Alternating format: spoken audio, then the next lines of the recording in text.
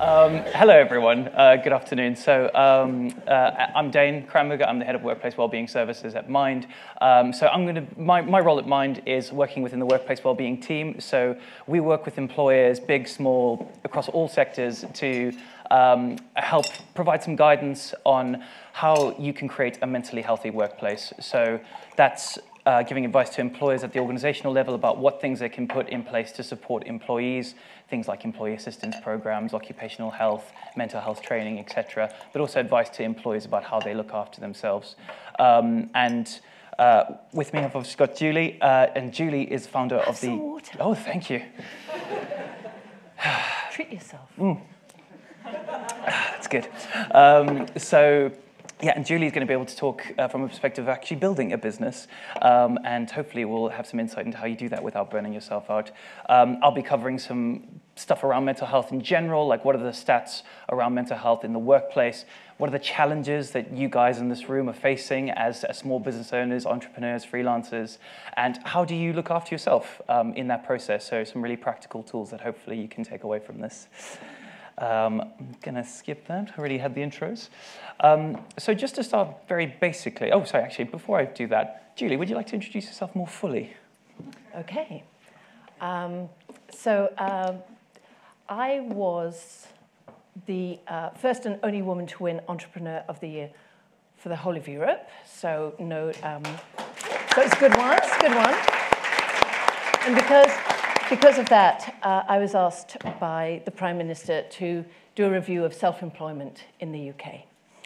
And one of the key findings of that was that a massive, massive issue for the people who are self-employed in the UK, and it's a very, very diverse group. So everything from supply teachers and barristers and right the way through to the more sort of obvious entrepreneur sort of sector, was this feeling of loneliness and a lack of support if you're starting your own business. That can be a real issue. And people who start their own businesses aren't just all doing it as the thing that they've decided to do in their 20s. Often they are coming to it because they've been made redundant, or they've become such experts in their field that maybe they feel being a consultant is a better option for them. And so some of those people are used to a more a supportive network in work, and you don't necessarily do that if you're sitting on your own in the kitchen.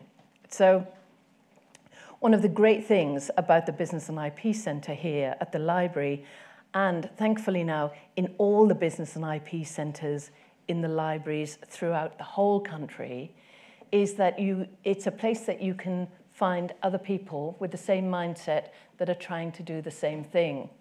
And that is just of such tremendous value. I would say it's as valuable as the incredible expertise that's also on offer free of charge in those places. And so that's why I agreed to be entrepreneur in residence at the Business and IP Centres, because the library is fairly unique in being that part of the community where virtually everyone can go and feel welcome. You know, we're not all, and I would definitely count myself in this bracket, necessarily comfortable and cool enough to be with no socks in Shoreditch in an urban tech hub. So in the library, maybe you can just crack on with it and do things that are perhaps even more impactful.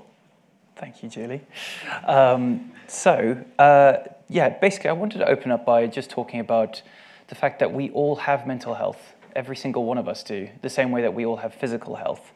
But mental health still has quite a stigma attached to it for many people, and it's not something that we universally feel able to speak about openly. You know, people find it quite easy to talk about the fact that you might have a cold or a broken leg, but coming into work or speaking to friends and family about the fact that you might be experiencing high levels of stress, anxiety, depression, these are still difficult conversations for us all to have. And you'd think, oh, well, it's only because, a small proportion of people actually experience mental health problems. But actually, 1 in 4 of us will experience a mental health problem in any given year. And that's completely indiscriminate. So, yes, there are groups of people that are more likely to have a mental health problem, but the truth of the matter is that any one of us could develop a mental health problem.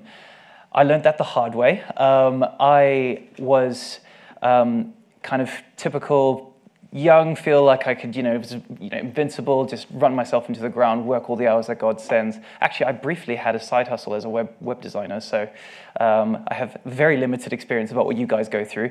But it was actually that point in time where I realized the impact of just going at 1,000,000 miles an hour and never stopping to look after yourself, because I burnt out really, really quickly doing that, especially when my full-time job was so full on that having that on the side just really compounded it. And I then moved into a new job where it was a promotion, it was a, bigger, more responsibility, I had a team under me, all that stuff.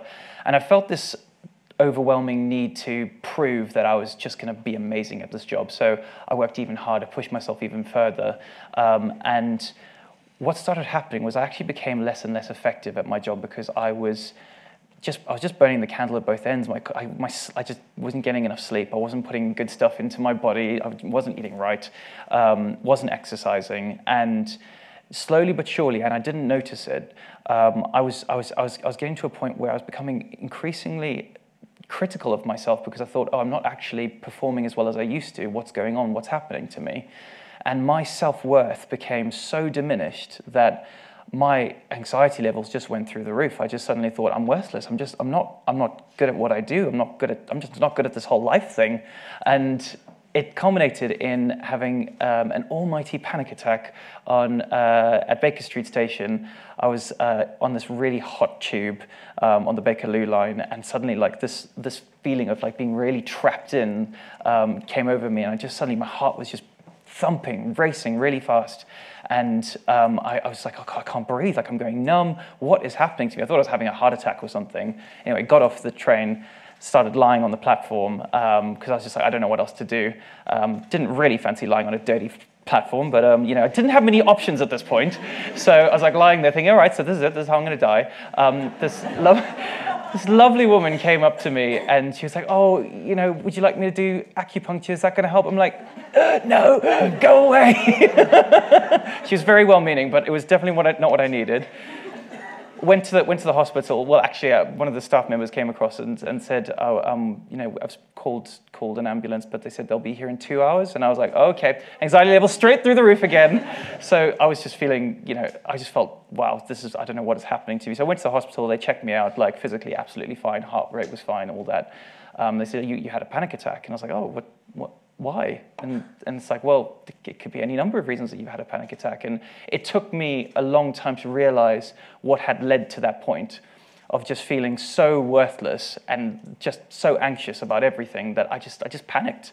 And it took me a good few years to get back to where I'm now actually feel able to manage my own anxiety and be well and feel like a productive member of society. And I just wish I'd known back then what I know now about the importance of looking after yourself before it gets to that point, because if it gets to that point, it can be a really long journey of recovery back to feeling well again. And I'm far from alone. As I say, 1 in 4 people experience a mental health problem in a given year, but depression is now the leading cause of health problems in the world, affecting 300 million people globally. So it's pretty staggering to think that so many people are experiencing poor mental health and mental health problems, yet we still feel unable to talk about it openly. And actually that's illustrated quite well in the workplace, where through the survey that we did at Mind, the annual Workplace Wellbeing Index, we interviewed over 44,000 staff across a range of different industries, and half of all employees have experienced a mental health problem in their role. But only half of those actually felt able to disclose that to their employer. And there's a huge fear, particularly at work, about disclosing a mental health problem, because all those typical fears run through your head. Am I going to be seen as less effective? Am I going to be seen as, less worthy of a promotion? All these fears run through your head. And it means that a lot of people in the work context tend to suffer in silence when they don't feel able to talk to anyone about it. And as a result, 300,000 people every year fall out of work due to poor mental health. So that's people either leaving their jobs just voluntarily because they don't feel like they can do their jobs anymore, people who've been let go, simply because they've been deemed not fit to do their role, and people who've just taken so much time out of work to recover that they haven't actually been able to get back into work. So there's a huge number of people who are falling out of work due to poor mental health every year. And the fact of the matter is that actually that's having a real cost to UK employers. So between 33 and 42 billion pounds a year is estimated to be the cost of poor mental health. And what makes up those figures is three things. So presenteeism, so that's where people are feeling unwell but come into work anyway and aren't being as productive as they could be. And so that leads to mistakes, lost output, etc. Absenteeism, so people who are too unwell to be in work, so they take time off. So that might be for an extended period of time, or even if it's a short period of time, that's still lost output, potentially recruitment for replacement while that person's off sick, and then ultimately recruitment costs for replacing someone who's left the organization and all that skills and knowledge and experience, expertise that goes with them. So it really does pay organizations, however big or small, to look after your employees, look after each other, and take mental health as seriously as it should be taken.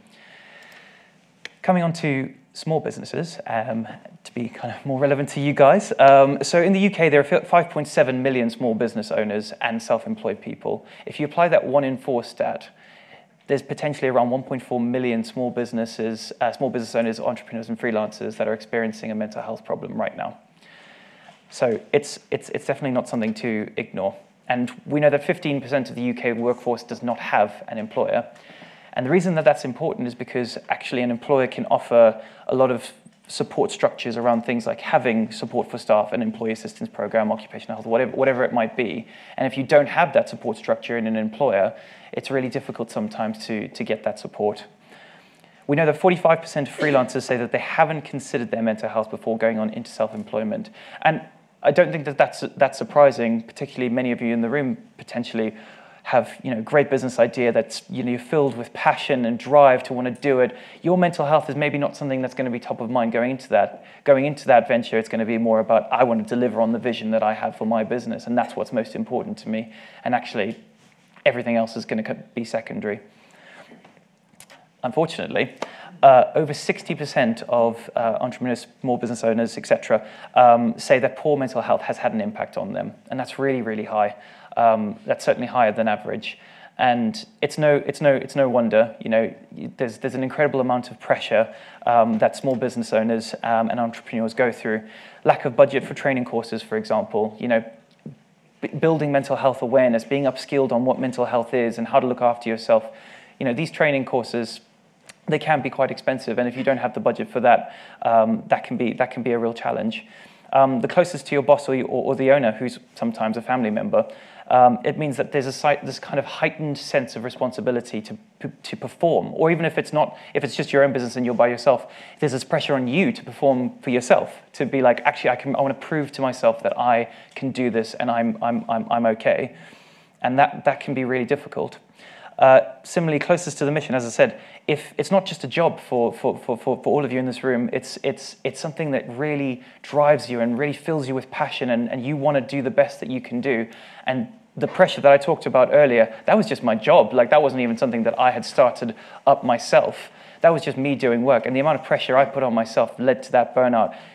Amplify that by however many times when it's your own business.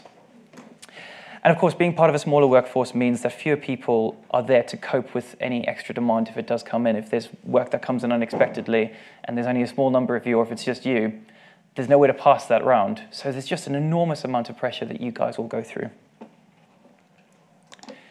So how do we deal with this? That is obviously the key question here.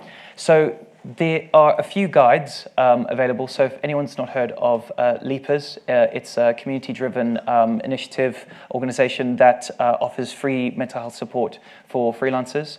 And then there's also the FSB, the Federation for Small Businesses. I hope I got that right. They have a guide as well about for small businesses about looking after yourself and looking after each other. And it really breaks down into these three key areas. So building your awareness, looking after yourself, and supporting each other. Now at Mind, we've worked with the Royal Foundation, and we're funded to create a a free e-learning tool for small businesses, because we know that budget can be a real barrier to accessing high-quality information, support, and training around mental health. So on the Mental Health at Work website, we have the Mental Health for Small Workplaces training. So if you haven't checked it out, I'd really encourage you to do that. It does cover those 3 areas that I talked about on the previous slide. But I did want to kind of touch on each of those areas now and give you a bit of a flavor of what those could look like for you. So, building your awareness. So, by a show of hands, how many of you keep a journal?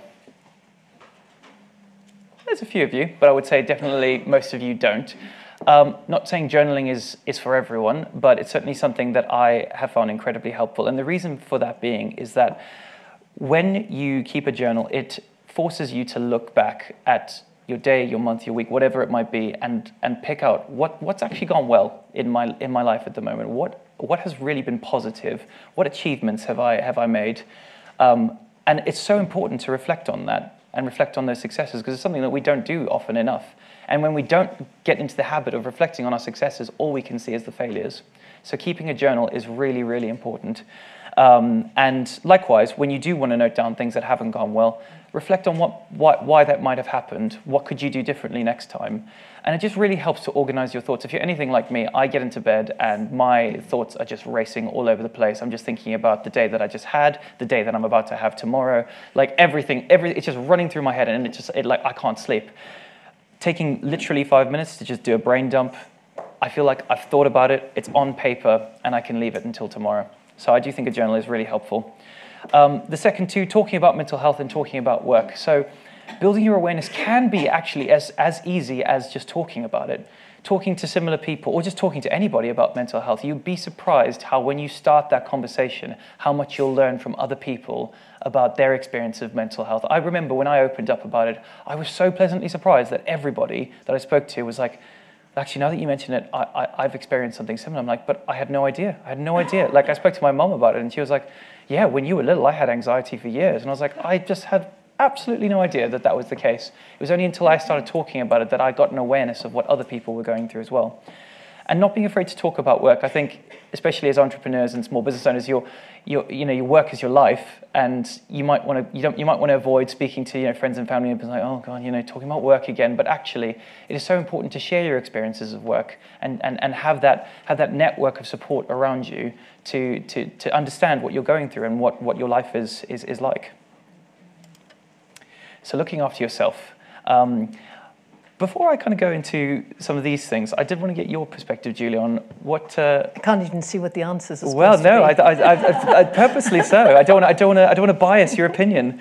Obviously, having started a business yourself, what do you think are some of the pitfalls that you can fall through when starting a business and not putting yourself first? What's your experience of that, and also what have you done personally to look after yourself? I think I was probably quite a challenging child.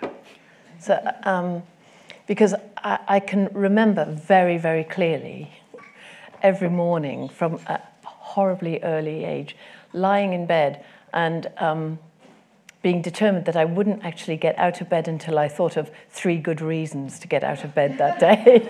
And I think that, as a parent now, I just think, oh, thank goodness my children didn't get that one. But actually, I still do that, and I really, really like that. I sort of lie in bed, and I can always come up with 3 things that I'm looking forward to doing that day.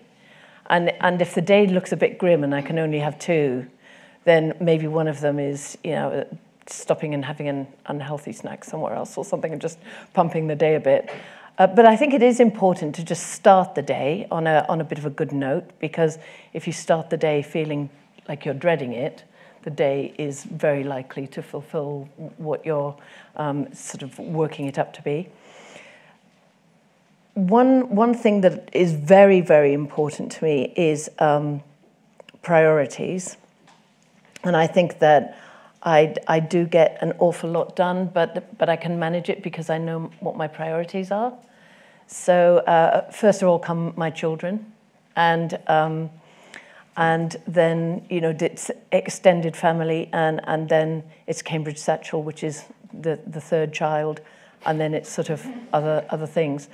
And I think if you're very, very clear about what your priorities have to be, then when you hit that situation of, what am I going to do? There's this thing I've been asked to do, but it's also sports day. If you know exactly what your priorities are, you just think, okay, well, I just can't do the meeting. It's sports day, and that's what it is. And you're not going to keep dwelling on it. And I think that people can be so riddled with guilt. You don't want to be the first person to leave work every day, but you also don't want to be the last person to pick your child up at school every day. And you've got to just think, what is actually the most important thing? And for me, a huge benefit of being self-employed is that I can work my time around so that I don't have to do things in a way that makes me feel that I'm not a good enough parent, or I'm not a good enough daughter to my mom, or and so there is that flexibility, but you need to remember that's one of the best things about it, because it is very easy to just get carried away and just think, I'll keep doing this, I'll keep doing this. But in the very beginning, if you can just write down, I'm starting a business because, and the reasons for doing it, that will really, really help. Because if things get super busy, it's very easy to keep raising the bar on yourself. So Cambridge Satchel was set up to send my children to a really nice school. That's why it was set up. And when things got very tricky, and by tricky I mean no manufacturer and 23,000 people waiting for bags. That was a tricky time, tricky time. And later on, starting a factory, having no manufacturing experience was, I would say, probably a challenging moment. It is quite nice just to think you do have more than one hat. It's your value as a person is not just dependent on your work or your business. Your value as a person is over a range of things. And if you can wear a number of hats, so I'm a mum, I'm a daughter, I used to be a wife. I thought I was pretty good, but oh well. And I run a business and entrepreneur in residence here. I have enough things that if one falls, I'm not going to think I have no value, because I know that on the other ones, I'm doing a fairly good job. Thank you, Julie. That's really helpful. I've got there's a lot in here that kind of touches on those areas that you spoke about, Julie. And I think actually the first one is something you mentioned about adding structure to your day. It can be really, really powerful to build in time in your day to do the things that help you stay well and help you look after you. So that's as simple as having a morning routine whereby you spend a bit of time. Maybe what you enjoy is having a cup of coffee and just writing in your journal. It might be reading a newspaper, whatever it might be. Build in that time to do the things that you enjoy doing. Take a lunch break, even if it's 5 minutes, whatever it is, just something, a little bit of a step away to do something that looks after you. Because quite often we see looking after ourselves as secondary and as something that we'll do when we have time to do it. Well, we're never going to have time to do it if we don't make time to do it. And rather than seeing looking after yourself as something that's an added extra, think about it as something that's core to your business and core to who you are as an individual and being effective. I love the story. There's an old tale about a lumberjack who's using his saw to chop through wood. And every day he was going for it, constantly chopping logs, not realizing that over time his saw was becoming more and more blunt. And actually he was chopping through logs at a slower and slower rate. But because he was just doing it day in and day out, he didn't realize his saw was becoming blunt. And to the point where his saw became so blunt that actually he couldn't chop logs anymore. And he had to just it took so long to get the damn saw out of the log and sharpen it. And actually then it was okay. Then he could go back to sawing logs. If you don't take that time to recognize that you need to step away and sharpen your saw, whatever that might look like for you as an individual, it's going to be really hard to maintain that momentum and keep going and doing well. So I always do love that analogy. leaving home at home and work at work, really tricky when actually you're based at home, because you're there. But setting boundaries within the home is really key as well. If you can, have an area where work is work, and when you step outside of that area, that is home. Better yet, get out, get out of the house, go to a cafe, a library maybe. Just stepping away from that environment and trying to set some boundaries between home and work is really important, because when they bleed over too much, you can feel like you're never leaving work. This sounds pretty rudimentary, but actually it's something that I feel like most of us really don't do well. Eating right. As I mentioned, it's so tempting. It's been a long day. All I want to do is just get something in my stomach. I don't care what it is. Takeaway pizza. Just grab a sandwich from the supermarket, whatever it might be. Like that is so tempting.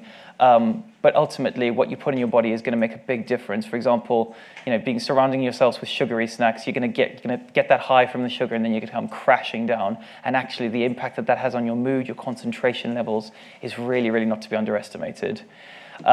Sleep. This is the one that I was most guilty of trimming down on, because I was like, I'll just work till 12, 1, 2, 3 in the morning, and then wake up and it'll be fine. Like I'll just catch up on the weekend. It'll be fine. And actually, I didn't realize just how important sleep was, because when I was suddenly forced to actually get some proper rest, I just noticed the difference to my mood, to my ability to make decisions, to concentrate properly. And I want to stress that it's not about quantity so much as it is about quality, because the whole everyone needs to get their 8 hours thing, many research studies do show that that's actually that's not true. Not everyone needs 8 hours. Some people need far fewer than that. What's most important when it comes to sleep is that sleep is driven by cycle and driven by drive. So drive is the amount of melatonin that your brain is releasing, which basically triggers the beginning of your sleep cycle. The circadian rhythms dictate when you go to sleep. So having a regular bedtime is a really good way of getting your drive and your cycle in sync. And then actually, your quality of sleep is going to be much better, and it doesn't matter so much how much of it that you're getting. You're just making sure that you maintain a regular sleep pattern.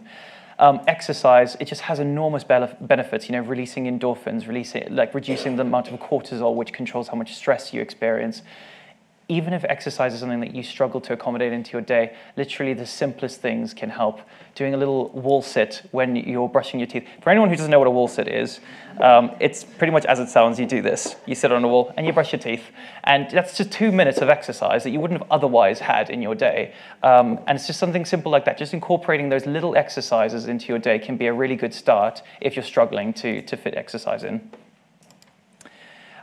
Celebrating little wins. As I said before, a journal is a great way to do that. Just take a note. Just even the tiniest little thing, like I managed to go to bed on time today. Even if you didn't fall asleep for 3 hours, I went to bed on time, and that's good. It's just those tiny little things that contribute to you feeling like you're actually achieving something. Rethink rejection. Easier said than done, because rejection is not the most fun experience for any of us in any context, but it is a fact of life, unfortunately. And reframing rejection in your mind as a learning opportunity, or thinking of it as, well, they may not have the same vision as me, is helpful, because actually what you don't want to happen is for self-doubt and negative self-talk to creep in, because that can be really, really damaging. Could I just jump in there and just say, also, don't take yourself too seriously, and there's a phrase I use sometimes when I sort of talk to myself, and I thought, oh, that was memorable. and I'm thinking particularly, and so, here's one to make everybody else feel better. I did a podcast for a Los Angeles, and Becca will think, oh my God, I can't believe she's sharing this. I did a podcast for, it was quite a big deal, radio station in Los Angeles. And because of the time difference, I thought that it would be a good idea to just get ready for bed, and I can just do it from bed, because, how hard can it be? So I was sitting in bed, And I do let my dogs on the bed, so everybody judge me, it's fine. I'm way past that. So I had this enormous slobbering boxer dog next to me, and sitting there in my sort of like gym jams with the pillows around me. I sort of had a Ovaltine half thing at the side, and I'm getting ready, and they say, oh, we can do this through Skype, and it's fine. And so there I am, sort of like clicking on the audio thing when they click on the visual thing. And I sat there, and there are like 6 immaculately dressed American people at this Los Angeles radio station. And I was sort of sitting there. And so that's, it's sort of a case in point. And I just said, well, this is memorable. But they've actually asked me back, a few times after that, and it was memorable. And I think it is quite easy. And what I see if people are stressed, they just think things are the end of the world, which really, they're not. You make an impression. It's not always brilliant, but it's best sometimes to just let it bounce off and power through. Thank you, Julie. I like that. Nice anecdote. Thank you. Yeah. This one is always be learning. Again, something that I think a lot of us struggle to do because, a lot of us learn on the job. So it's like, oh, that's enough learning, surely. But actually, making some time for your own personal development and your own personal interests can be really helpful for your mental health and well-being because you're developing your skills and you're learning something new, and that's been shown to have a really positive impact on your well-being. Even if it's just a TED talk that's like 10 minutes, like that, a podcast, whatever it might be, learning something new is really beneficial. As I said earlier, add you to the to-do list. You've got, send that important email, reply to that person, do that spreadsheet, take a lunch break. Put it on your to-do list, because if you put it on your to-do list, you're more likely to be able to actually do it. And lastly, just trying to open up and not being afraid to ask for help or say, actually, I'd really like some advice. I'd like some support. Can you help? What I would also say, got one more. Have a well-being action plan. This is something that we encourage heavily at Mind. I have one myself. It's something that I use with me and my manager. If you don't have a manager and you're your own boss, have one for yourself. And the well-being action plan breaks it down into what keeps me well, what might trigger me to become unwell, what steps can I take to prevent that from happening? If the worst should happen and I become unwell, what can I do to get back on track? Who can help me? And having that written down somewhere is a really useful way of reminding yourself to look after yourself and what makes you tick. Appreciate that's quite a lot of stuff on there. What I would say is if you're feeling a little bit overwhelmed by all the kind of the different tools and practical things that you can do, try and start small and focus on the thing that you think is most lacking when it comes to looking after yourself, and start with that and then build up from there, rather than trying to throw yourself into all of these things, because with any kind of trying to generate any new habits, trying to do too much too soon is not going to be helpful. So try and do baby steps. And yeah, lastly, just supporting each other. So finding your person who you feel you can turn to for advice and support. That could be your family member, your spouse, your colleagues. If you feel like actually you could benefit from a wider network, events like these, reaching out to online communities, find people that you feel can support you and speak to them. So where to find out more about all of this? As I mentioned, the free e-learning and the resources that I quoted are available on the Mental Health at Work website. So that's mentalhealthatwork.org.uk. So please do check it out. Lots of great resources on there. I think we've got 10 minutes. We do, exactly 10 minutes for a couple of questions. I'll come and join you, Julie.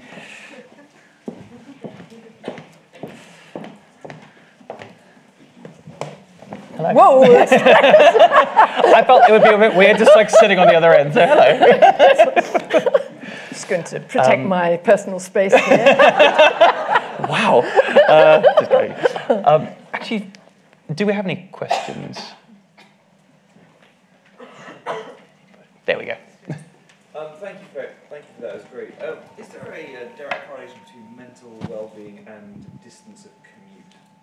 reason why I asked that is because I am a massive advocate for short commutes. Until I got married to somebody who said we'll reduce our commute by moving into London, who after got married refused to move to London. So I feel you've been cheated there. A little bit tricky because we've got now the kids and so I can't support the hills. So the commute is 2 hours each way. So obviously I'm now trying to use that time effectively podcasted up to the Hilton and things. But at the end of the day, if you want to be successful, you do have to work long hours. You do have to be with the kids if you want to be a family person. But the commute just kills it, doesn't it? I mean, yeah, it definitely does. It also depends, yeah, on, as you say, I remember doing some research that was actually, it wasn't related to mental health specifically, but it was with Transport for London, and was talking about, there were kind of two schools of thought. Some people, and it was exactly split down the middle, it was 50-50. One half of people were like, I'd really miss my commute because it's my me time. And I don't have to I don't have screaming kids. I don't have to talk to anybody. I can just listen to my music, listen to my podcast and be left alone. And I really enjoy it. And then there's the other half of people who are like, get me out of this hell right now. Just get me to where I'm going. I'm sick of this train or this car or whatever it might be. So it's tricky. I think some people really value that me time. Other people really don't. I think it's important to recognize what type of person you are. And if you are the latter, maybe move closer, or try and work more flexibly, working from home if you're able to, that sort of thing. So it's down to individual preference at the end of the day. Did you honestly say that to be successful you have to work long hours? Well, I think you have to work smart and long hours. I don't think you do have to work long hours, and I think you have to just stop thinking. You have to get stuff done in a way that makes sense and sort of be decisive and crack through. But I think that the minute you start thinking about the length of time, that's quite a sort of a Well, what I've found by the people I've interviewed, business leaders and CEOs, entrepreneurs, is that you have to have a period of your life where the work-life balance does go out of the window and you become a bit obsessed by one or the other. But you don't have work-life balance, you might have work-life integration. Integration, so you go and pick up the kids at 3 o'clock in the afternoon, but you work then 7 till 10 in the evening, like I'll be doing tonight.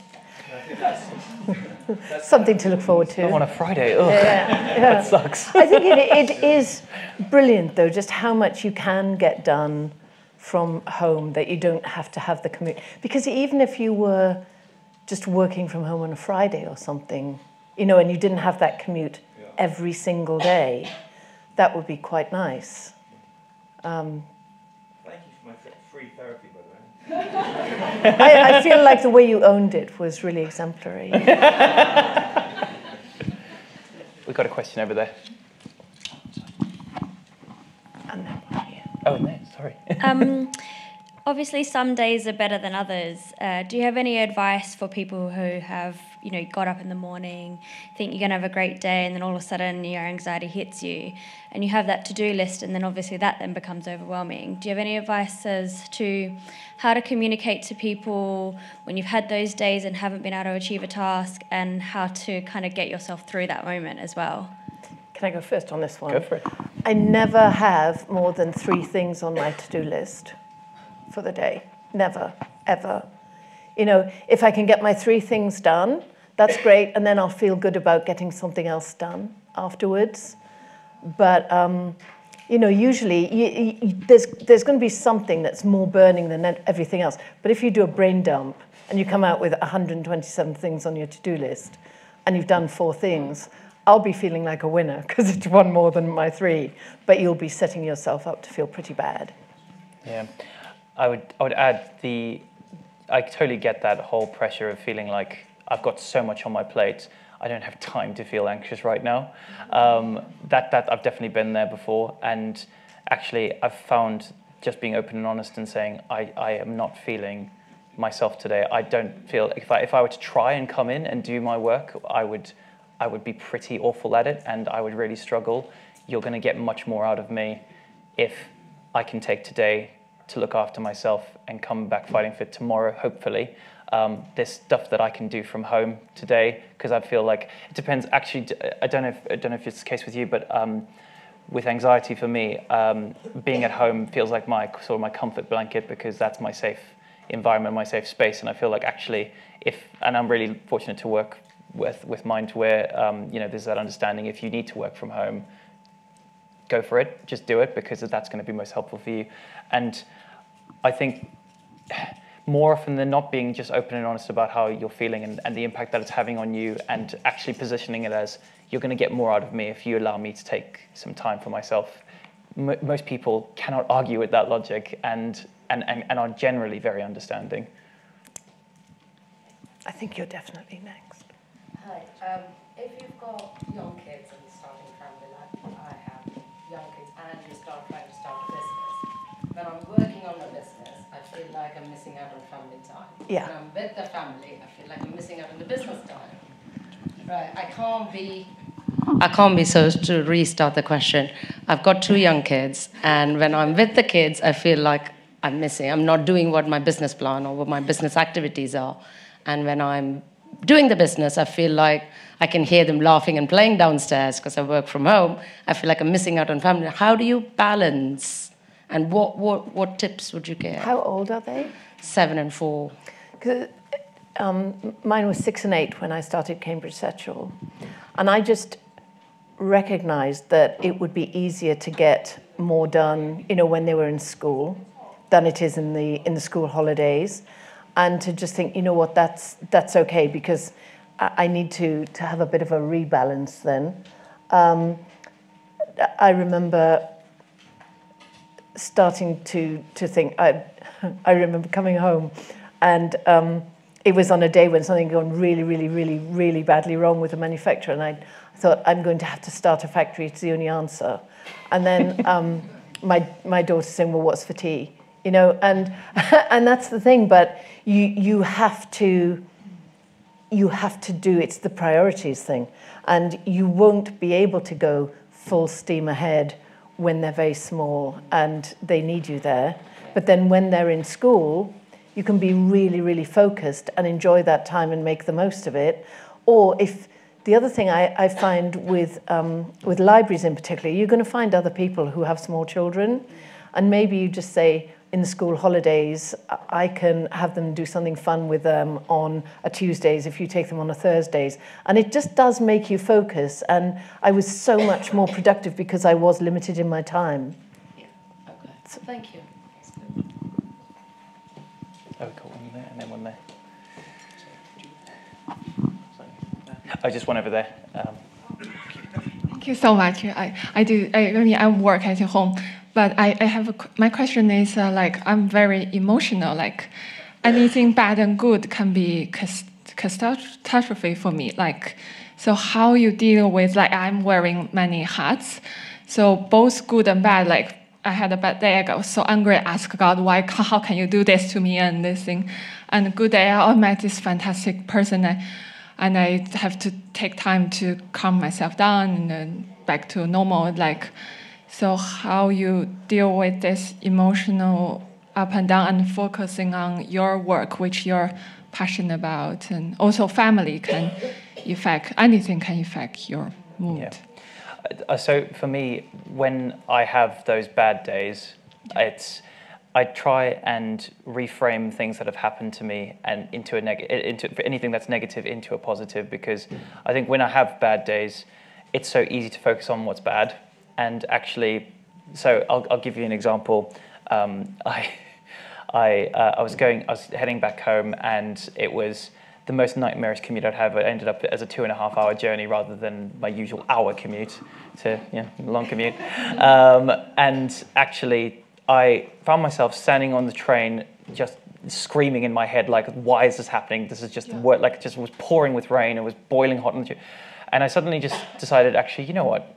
Let me just take this as an opportunity to just calm down, use this time wisely. Actually, I've been given the gift of time. I've got 2 hours of standing around. What am I going to do with that time? And I used it to think about, I used it to plan and use it to think about things that I was going to do when I was going to get home to cheer myself up after that day. Because it's so easy to get stuck in that negative cycle of thinking, of being like, oh my God, this is the worst thing that's ever happened. Why is this happening to me? Catching yourself when you start feeling like that and flipping it on its head is a really useful way of managing your ups and downs, because we are going to get ups and downs all the time. It's just a fact of life, and it's how we respond to those emotions seeing your emotions as something that is, there's a really great thing about seeing your emotions as almost a separate entity to you. Don't let yourself become anger if you're angry. Think, there's anger. I'm experiencing anger, but I am not anger myself. It's quite hard to try and separate yourself from your emotions because they feel like they manifest themselves really physically. But once you get into the habit of just noticing, so for example, if you're feeling angry, think, okay, well, I've got a burning sensation in my chest, feel like I could fly off the handle at any moment. Like just thinking about it in terms of someone else watching, that's a really helpful way of managing really difficult emotions.